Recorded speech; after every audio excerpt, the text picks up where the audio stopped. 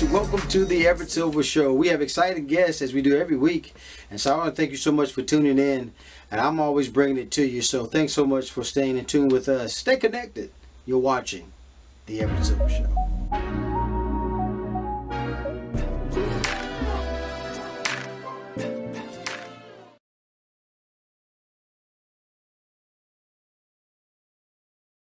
Hey, Everett. BD, thanks for doing the show. Appreciate having you, sir. Of course, thank you. My goodness. Good morning. Good morning, sir. Well, folks, I got to tell you, Aquafina is Nora from Queens. I have the series star BD Wong is here with us, and we got to talk about BD. Just this series. I tell you that is she really trying? One of the first questions I got to talk about. Wait, what's the first question? I didn't hear you. Say that again. Oh, is she really trying? Oh my gosh, she's really trying. And I mean, I'm old enough to be able to use that phrase and say she's really trying as a parent. She's a very trying uh, child. But yes, she's really trying, and everybody's really trying.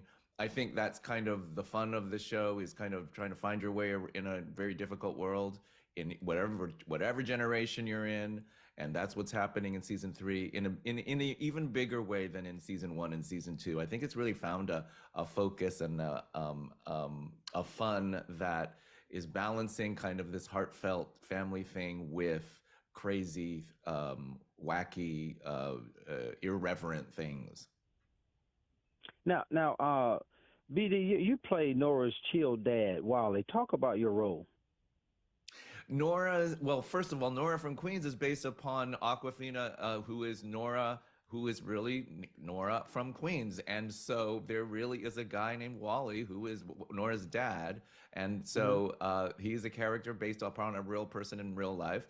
And Right. and it is about her kind of uh, trying to find her way while she's living at home with her mom, her dad and grandma, and he's a widower and he's trying to kind of move on with his life, but he has this adult daughter living with him and he really cares a great deal about her and wants her to be happy. And but she's going through a hard time trying to figure out who she is in her life. And so that's his whole kind of shtick is, gosh, I really, want to be moving on with my life, but my daughter is kind of holding me back a little bit. There's a lot of heartfelt attempts on his part to move forward, and she has kind of hilarious attempts to keep him back. So in season three, that is kind of a big arc of his is trying to find his bliss, which he does eventually find at the end of the season.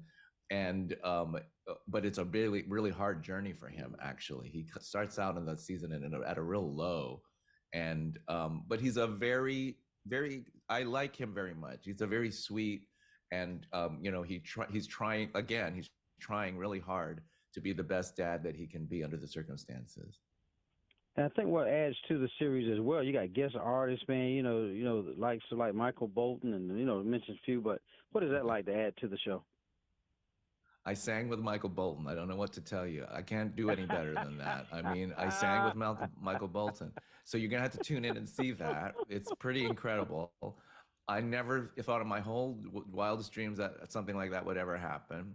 But these guest artists, it's one of those kinds of shows that has a little bit of a following. People like watching it, and then you kind of are surprised to find out when you reach out to a famous person. Oh yeah, I watched that show and I really like it. I love to be on that show, and they come and they play like it's a big playground or something like that. And he was very funny and very dry. He has a very dry sense of humor, and all of the guest stars across the board. It's just so much fun to kind of host them, I guess, as the Right, host family of the show. It's right. just great, Everett. Well, I got to tell you, man, I don't know how you find the time, BD, because you just finished filming, man, HBO Max series, The Girl, on the bus, and then you got a Netflix film coming out, I think, Heart of Stone. Is this character, when you search out characters, the last question I'm going to ask you, is one anything different, or you enjoy it the most? I really love this show. I've been in this business a long time. One of my big things that I'm championing is the representation of Asian Americans, and this is Hmm. a show that features a lot of Asian American actors. and it is one of only the three Asian American families that have ever been on TV in the history of television. So I'm very proud of all of that. And I also love the content of the show and the character that I'm playing. So it's all win-win for me. I love it. I'm one of those people that pinches themselves because they get to do what they love and every day and wake up every day and go to the set and all of that. I really do love it. I love all the actors, and it's one of New York's best crews.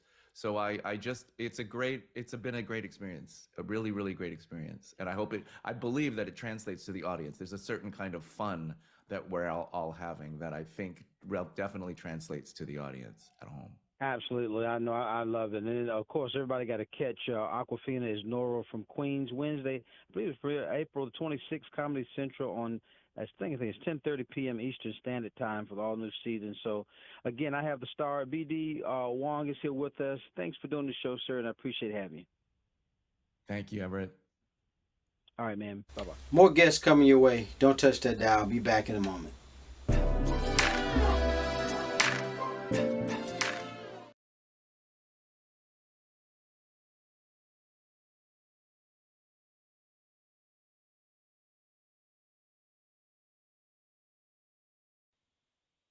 Hello, Everett. How are you?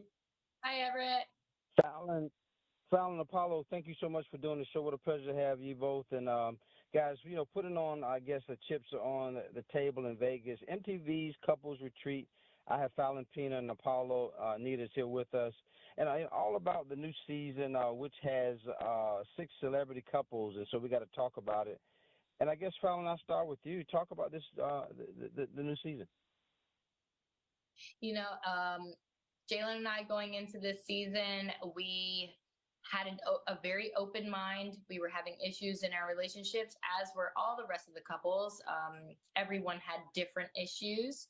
However, going into this was a lot of fun. It was a lot more fun than we had realized. I mean, it's Vegas, right? So we had a great time. You sure what what happens in Vegas stays in Vegas? And that's exactly how we're going to keep it until you guys see it. Oh God, that is funny. Apollo, talk about your role, man. Um, Actually, it was very therapeutic for me. It gave me an opportunity to actually see Shireen's point of views and some things that might be, troubling her. But again, you have to tune in and see exactly what those things are. We won't really get into that because then you take the fun out of it and it'd be a spoiler. But anyways, no, it was definitely a great opportunity for us, just for me as a man to sit back and cultivate my relationship from a deeper sense and just really home in on the things that matter, that are troubling. My wife, and that was important for me, at least to hear it, because you hear it all the time, maybe through arguments and so forth, in your interpersonal space. But being out in the open like that, it kind of hits different, you know. And so for me, it really helped a lot. Phelan, do you think relationships within itself is difficult? Do you think though? Why aren't we are as transparent or honest with each other about stuff that really concerns us? You know what? I think that just comes from a sense of fear. And Yeah. you never want to upset your mate so much to the point where it's like, oh, if I'm this transparent, would they accept me? Is this okay to think? Is this okay to say? Is this okay to do? But I will say that going into this experience, I truly did learn a lot, not only just about my relationships and how I handle them, but me as an individual. Yeah, and then Apollo. Lastly, I know we got to go. Just trying to navigate your careers and goals, and sometimes gets in the way as well, right? Sometimes, yeah, because either one of the counterparts could say, they need more time, they need, more of this. There's something that's lacking due to, the absentee, or just even when you got two individuals who are, goal driven, goal oriented. one person can, be over here, the other one over here. You don't find that time to bond and grow that quality time that's needed in relationships. So that can sometimes, cause friction. So you have to have a happy medium, learn how to, take time out of your day, stay in contact with your partner, let them know, that you appreciate them. There's so many different things that can alleviate that pressure, but it's all about putting in the work and putting in the time to do it. Well, we got to let everybody know Couples Retreat premieres Tuesday, May 2nd at 9 p.m. Eastern Standard Time on MTV. What a wonderful privilege to have the stars, Falynn Pina and also Apollo Nida. Guys, thanks so much for doing the show. Appreciate having you. Thank you so much for having us. You're so welcome. All right, bye-bye. More guests coming your way. Don't touch that dial. I'll be back in a moment.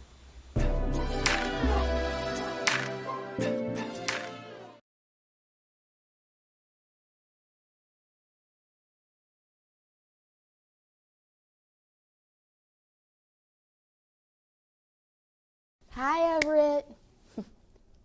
Peyton, thanks for doing the show. What a pleasure to have you. Oh, of course. Thanks for having me. Well, guys, we got to talk about Prom Pack, I tell you, and I have the wonderful star, Peyton Elizabeth Lee, is here with us, and I tell you, it's, you got to talk about, Peyton, this new height of this prom season. What's going on? Yeah, Prom Pact, I play Mandy Yang, who is a high school senior, and Mandy is very focused on one thing, and that's getting into Harvard. And then when she gets waitlisted at Harvard, she is forced to, see the world for more than just that one goal that she has. And through her best friend and her family and this sort of new romance, she begins to see, the world as the complicated and multifaceted and beautiful place that it is. And yeah, I think it's a fun film that I'm, excited for people to see. I'm excited about it because it couldn't have come at a better time. It seemed like season because we really, really are in the heart of prom season. My daughter's prom actually this Saturday. But talk about your relationship though. It's so kind of, brings out some other things. Miss Chen, she's kind of sometimes hard, but yet, what do you think? Talk about that relationship. Yeah, I think the relationship between Mandy and Miss Chen was a really fun one. Getting to work with Margaret Cho and sort of develop that relationship was really a very rewarding experience for me. I think, it's so fun because they do have this kind of contentious relationship and there's a lot of, witty banter between them, but there's also that foundation of, love and really just caring for one another. So getting to sort of dive into those different layers of that dynamic was really fun. Yeah, I like how it also talks about because it brings a lot, sometimes senior years, a lot of stress as well. Are you trying to kind of talk about those issues as well when you talk about the film? Yeah, I think the time in your life going from high school to college or high school to whatever it is that you decide to do next is such a formative time in life. And it was really interesting for me because I was actually experiencing that transition as we were shooting the movie. I graduated high school during Prom Pact, like during the shooting of it. And so, wow. Yeah, it's a really interesting time. There's a lot that's sad and scary about it, and there's a lot that's fun and exciting, and sort of stepping into the unknown and into something that you don't know what your life is going to look like. And there's so much that's exciting about that and scary. And, I think Prom Pact does do a really good job of capturing all of those emotions and how they exist, with one another inside of all of us as we're sort of experiencing that transitional period. So getting to sort of tap into my own experience, feeling all of those feelings and dealing with all of them and bringing that to the character and to the story was really special. Now, I was really also impressed. I think, if I'm understanding right, you also co-producer, right, of the movie? Yes, I did produce the movie as well, yeah. Wow, that is awesome. This two roles. This different, a role different. I know, or how's it different from Andy Mack or your current role in Doogie? How is Mandy different from those Yeah, roles? this role different. Yeah, yeah. You know, I think Mandy is different from the other characters I've played in a lot of ways. I mean, I think they're all similar in certain ways, but I think, you know, Mandy's lack of balance in her life is something that's very prominent in the film, and her experience of going from a place of imbalance to sort of eventually figuring out how to navigate life, finding, you know, a good amount of everything, you know, and it's not just about working hard, but it's also about having fun. I think that's something that's special about Mandy. Well, I tell you, I'm loving what you're doing. Well, I got to let everybody know, Prom Pack will have its free-form premiere, I believe, on May the 4th at 7:30 p.m. Eastern Standard Time. And also is now currently streaming, I believe, on Disney+. What a wonderful privilege to have Peyton Elizabeth Lee here with us, also co-producer of the movie. Peyton, just a pleasure to have you, and thank you so much, and much success to your career. Oh, thank you so much. I appreciate it. Thank you for having me. You're so welcome. All right. More guests coming your way. Don't touch that dial. Be back in a moment.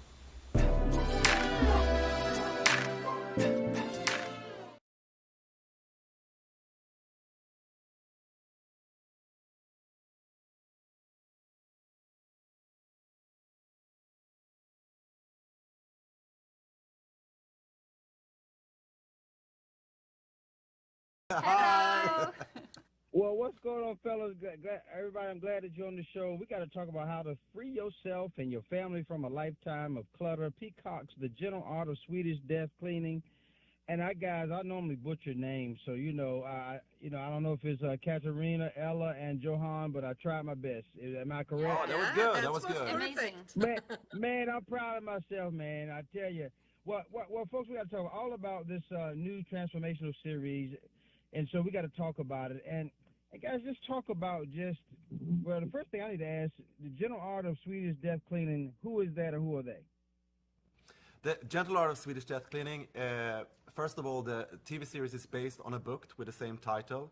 Margareta was around 85 when she wrote this book, and it's about how to take responsibility of the items and belongings in your life and not burden the people behind you, friends and family, when you pass.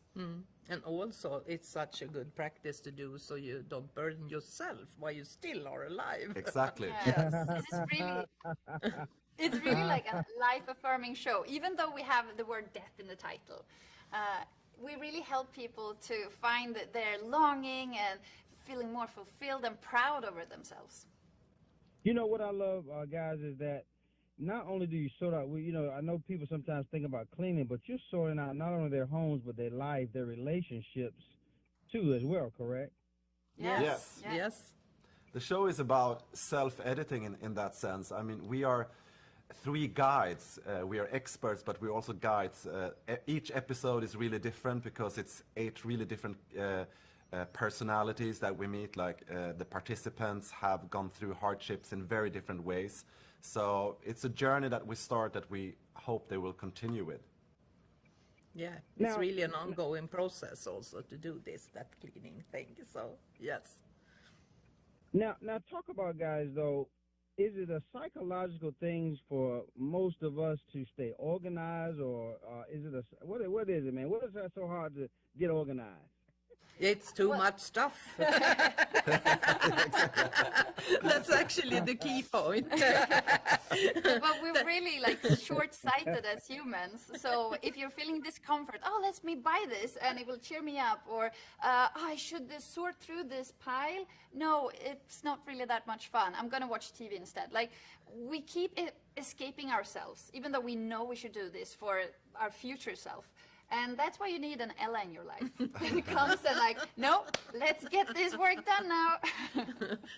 Well, I got to ask you, is it different between Swedish and us? Because I understand that you're coming to, are you coming to America to help us, man, or what? Tiny bit of difference.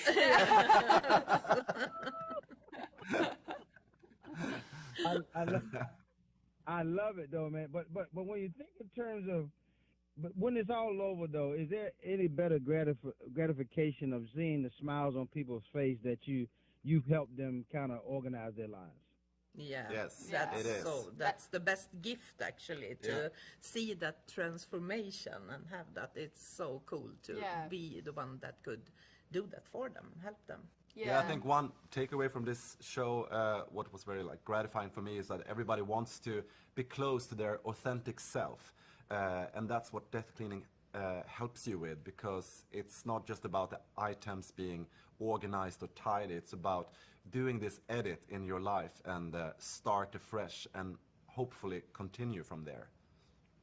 All right, guys, I know we don't have a lot of time, but last thing, what I love, there was something that jumped out at me. I was reading some of the information, but when you think in terms of Swedish death cleaning, it says normalizes one of our worst fears. It's talking about death by reminding us that all the ways that we are alive. Are we missing something?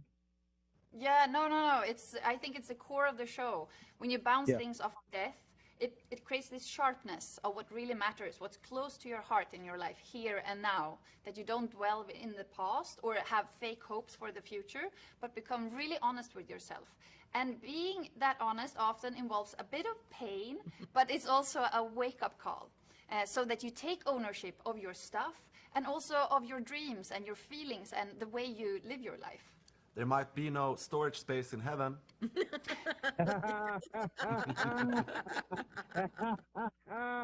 I love that. Well, we got to let everybody know the General Art Swedish Death Cleaning premieres today, guys, Thursday, April the 27th on Peacock. Everybody's tuning in. But what a wonderful privilege to have, again, Katarinia, Ella, and also Johan with us today. And, guys, it was a pleasure talking with you guys today. Thanks. Thank you. All right, bye-bye. More guests coming your way. Don't touch that dial. Be back in a moment.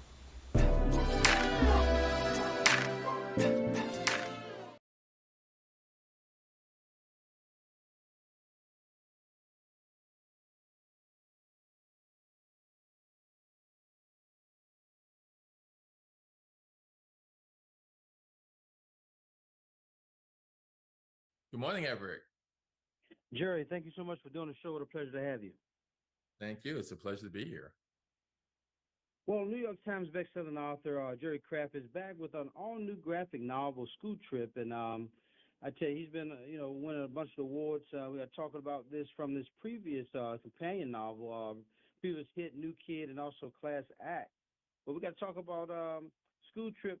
Jerry, talk about this new illustration book that you have. Oh, absolutely. So thank you for having me, first of all.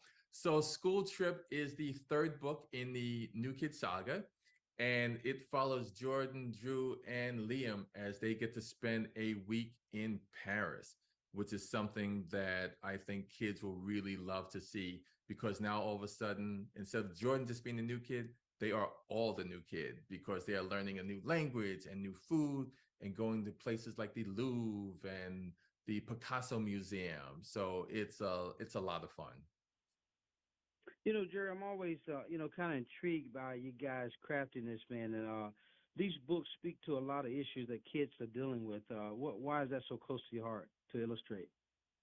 Yeah, you know what? One of the things is I always say I make the books that I wish I had when I was a kid. So I hated to read as a kid, right? So I went from Dr. Seuss to Marvel Comics to nothing.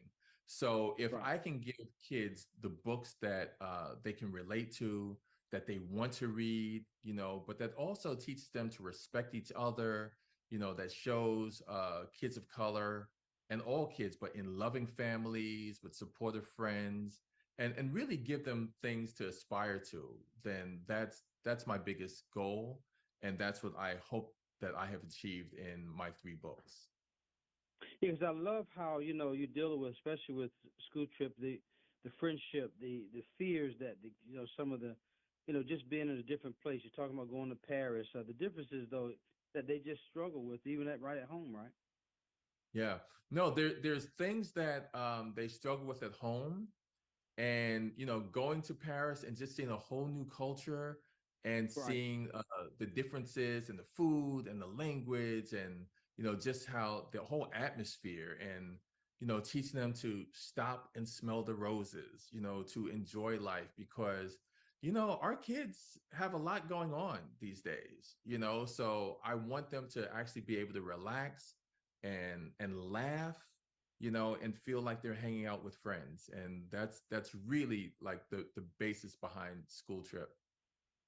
And Jerry, that's why I appreciate, people like yourself that gives a platform to kids that can't talk to certain ones or dealing with certain things. They can read in the book how to deal with it. Is that one of your goals? When you talk about kids are going through stuff, man, you and we didn't go through. Oh yeah. I mean, like I said, with so much going on, the fact that a kid can, take one of my books and sit down for a couple hours and just kind of see themselves, and kids like them. Like, I try to really represent everybody, as best I can, but with the humor and the love, but then also give them the ideas that, oh, you know what? There is more to the world than just my town. I never knew that I even had permission to have dreamed of traveling when I was a kid, but one of my buddies, David Miller, who's also an author, talked about reading National Geographic as a kid and wanting to go around the world. So I'd like to give those kids those dreams that I never knew that I could have, but now that I'm fortunate enough that I am able to do that. So I took my sons to Paris so they could see it, and then I watched it through their eyes, which really helped me to cement the foundation of this book. Now, Jerry, you're one of the few syndicated African American cartoonists, man, in the country, and from your comic, strips, Mama's Boys, and have been. Do you see yourself? And congratulations on a lot of the awards that you've won. The Coretta Scott King, I think, won his Newbery Award. But do you think, Jerry, lastly, that you're also intriguing different ones just to simply read and to kind of empower that? Yeah, absolutely. One of my favorite stories was a teacher came to me and said, you know what? This kid in my class has never read a book the whole year. And he came to me and gave me New Kid. And he's like, Miss So-and-so, promise me you're going to read this book so we could talk about it on Monday. And she's like, wait a minute. You're giving me reading homework? So the fact that they can read, and this book is the only graphic novel to win the coveted Newbery Award, right? So for this kid to challenge his teacher, and they sit down and he's teaching her how to read a graphic novel, like the pride that he felt for himself and that she had for him, was just something. When she told me the story, she had tears in her eyes. And the awards, I cherish each and every one of them. But knowing that I can affect a kid and make them a reader and give them goals is by far the biggest thing that I get from this. Well, I got to tell everybody, you got to do like I have a copy. I'm telling you, great book, stuff that I've also built a series around kids, our ministry and church. But School Trip, guys, is available today everywhere or wherever books are sold. And I have the wonderful privilege of talking to the award-winning author and illustrator. Again, Jerry Craft. Jerry, thanks so much, man. Just being with us. New York Times, guys, best-selling author Jerry Craft. Jerry, thanks a lot. My pleasure. Thank you. You're welcome.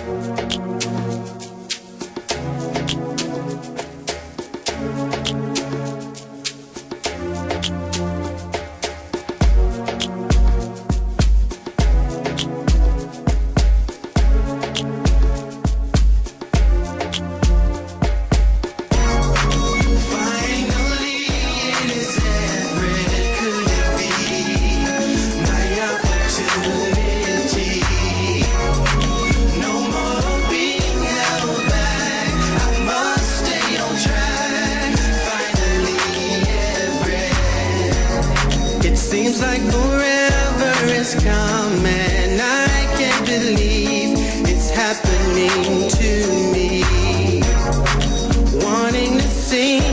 this